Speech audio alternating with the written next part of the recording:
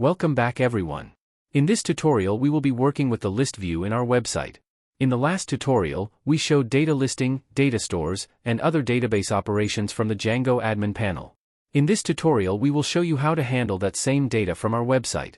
So let's first work with the data list view on our website. Before we start, let's take a look at our website. We will show our client list view on this home page. Let's start working from the view.py file. First we need to import the client model. So to do that, type from .models import clients. The first thing we need to do is grab all the client data. I'm putting comments here for our convenience. So declare an object variable, and in this case I'll call it clients. Then call the client class from the model class. And implement the all function with dot. It will grab all its data from the client table. Now we will pass this client object reference to our home page. One thing to note here is that we will not do any work here on the logic we wrote for login in the if statement. We will mainly work on else statements. So pass this client object reference inside curly brackets. So, put the clients in quotation marks inside the curly brackets and then pass the client's object reference with a colon. Through this, we will send all the client data to the home page. Now let's open the home.html file from the template folder. Now let's delete the text welcome Tanvir from the h1 tag and write client list.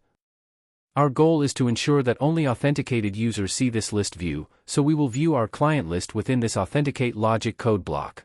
Now we will take a Django tag and put an if statement here because first we will check if the client has any data or not. We are actually checking whether the client's data is available from the client object reference that we passed in the views.py file. So inside the Django tag, type if clients. Don't forget to close the if statement. Now we will use a for loop statement inside this if statement. So write for client in clients with the Django tag. Close the for loop. So we will show our client data inside this for loop. Write client to show the data with the Django tag. We are using a break tag here because we will be showing one record per loop. Let's see if our data is showing on the website or not. Oops, what happened? Why is the error showing? Oh, I think I figured out the error. We declared the client model as an object reference, but are we declaring it properly? Let's see. Let's first look at the views file where we declared the object reference. You see, I made a small mistake here. Actually, it wouldn't be right to call it a small mistake, it was a big mistake. Such a mistake is not right at all. Here you have to write .object and then .all function. Let's check again now. I hope everything is fine now. Let's refresh the browser. Great, now the data is showing.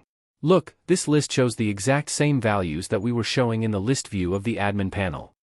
Because if you look at the string function inside your model class, you will see that the column values we have here are exactly the ones that are showing by default. So we'll work a little more on this list view because we need to give it a professional look. Let me tell you one thing, since we have declared the client class as an object reference, this object contains all the client data. So here on the home page we can show any column value. We will also see how to show the value of a specific column. Just put a dot after client and then enter the value of the column you want to see. Like here I am taking the column value of full name here. In this way, enter the values of the columns you want to show. For my convenience, I'll copy and paste this line for now. Then I'll bring in the fields I want to take here. Now, there's an email field here, so let's copy the email field and paste it here. I will also take the phone field in the same way. I will take city field in the same way. Finally, we will also take the created at field. So let's copy and paste it back to the home page. Okay, for now, the field we want to show is brought here. So let's take a look now to see if the fields we wanted to import have arrived or not. Refresh the browser and notice the change. Great, here we see the data for the field we want is being shown. Our email field, phone field, city field and created at field are showing successfully. Great. Well, we also have an auto-generated ID field in this client table, let's show that too. But it's not mandatory. Refresh the browser and check for updates. You see, our ID field is also here. This way, if we want to see more fields here, we can show them too. Now let's add some beauty to our list view. We will use Bootstrap to give it a professional look. We go to the Docs link and then to the Table link under the Content menu. We will use this code base. Let's copy this code. We don't need this div tag, let's remove it. And paste the code we copied here. Here we will just put one tr tag, so remove the other two tr tags and everything inside it. So let's take a look at the output for now, to see if everything is going well or not. Yes, our table is showing. Now let's try to show the data from our client table here. First, change the table headers with the columns we want to show. Finally, two headers are required for created at and ID. So let's copy the last two lines and paste them here. Now give the title created at here. Now write the ID on the last line. Our values will be inside the tBody tag. We need to do a little work here. Since we want the client data to only apply to users who are already logged in, that's why we need to put this entire code block after is authenticated. So paste that code block here. Here, write the title for the table using the h1 tag. Let's move our defined fields inside the tr tag. Paste it here. Remove the tr tag from here and replace it with the break tag. Now we need to enclose each field in a td tag because each of them will be represented as a column and will be aligned with the header of this table. Let's copy and paste the td tag for each field. This copy-paste saves a lot of time, right? I actually think so. Now let's take a look at what our final output looks like.